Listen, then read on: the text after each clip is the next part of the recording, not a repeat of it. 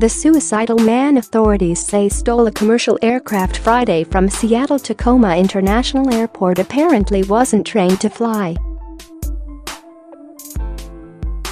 but somehow he managed to commandeer the 76-seater plane without anyone stopping him.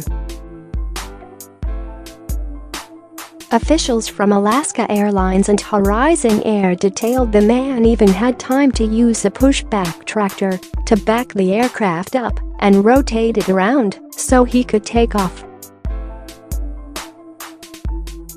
Footage of his hour-long joyride shows him doing loops in the air and other experienced but dangerous maneuvers, leaving airline officials and experts puzzled that he was even able to successfully turn on the plane, let alone make it past security and get into the air. So how did a Horizon Air employee manage the heist? Here's what we know: aircrafts aren't secured, personnel are. Commercial airliners aren't like cars. There isn't a key to unlock them or turn them on. Instead, airlines make sure the space in which the planes are kept is secure and the workers who have access to them have high clearance levels. That was the case of the 29-year-old employee who officials say worked for Horizon Airlines for 3.5 years. He had multiple background checks, including a 10-year criminal check. He was fully certified to be on the tarmac and with the plane, according to Gary Beck, Horizon Airlines CEO.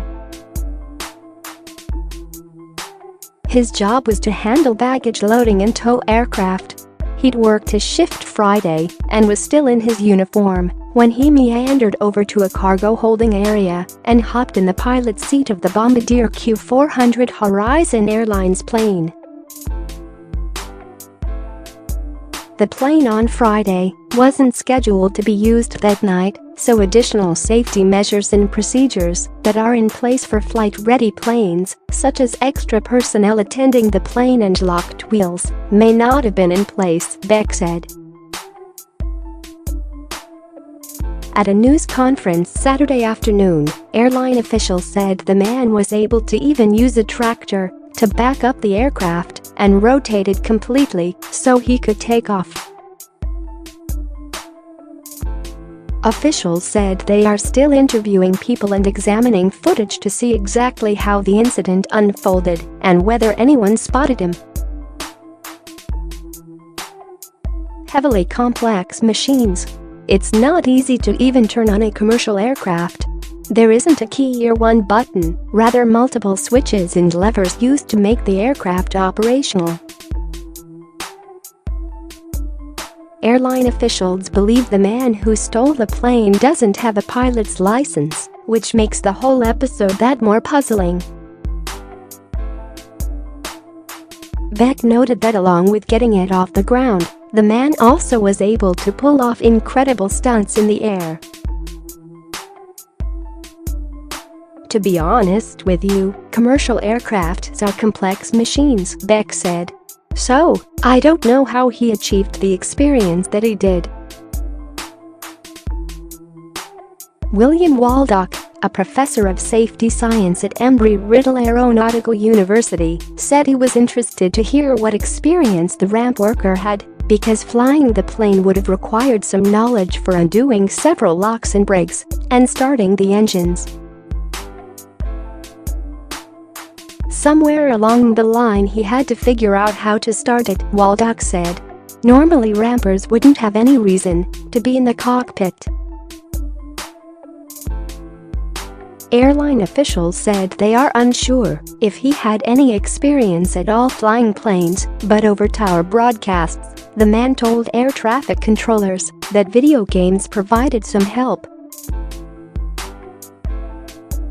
I've played video games before, so I know what I'm doing a little bit, he was heard saying.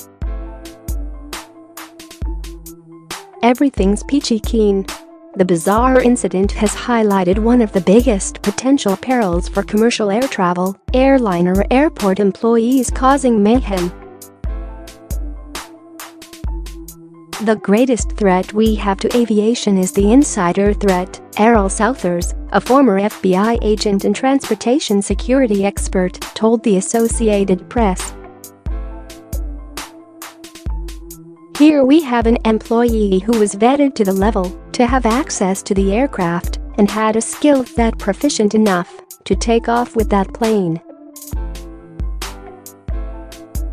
Southers said the man could have caused massive destruction. "If he had the skill set to do loops with a plane like this, he certainly had the capacity to fly it into a building and kill people on the ground," he said. Seattle FBI agent in charge J. Tabb Jr. cautioned that the investigation would take a lot of time. Details, including the employee's name, would not be released right away. Dozens of personnel were out at the crash site, and co-workers and family members were being interviewed, he said.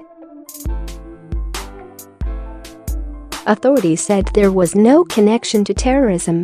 While the incident is jarring, it was too soon to point to any immediate changes coming out of the situation. "Safety is our #1 goal," said Brad Tilden, CEO of Alaska Airlines. "Last night's event is going to push us to learn what we can from this tragedy so that we can ensure this does not happen again at Alaska Air Group or at any other airline."